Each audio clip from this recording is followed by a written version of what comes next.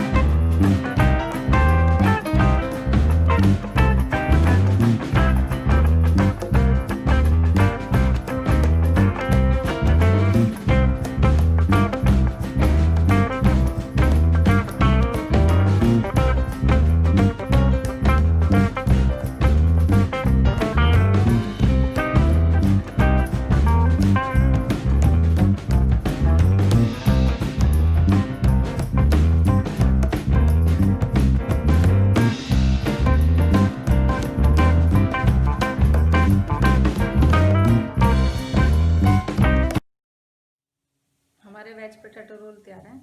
अगर आपको रेसिपी अच्छी लगी हो तो सब्सक्राइब करें, लाइक करें, कमेंट करके ज़रूर बताएं। घर में बनाएं।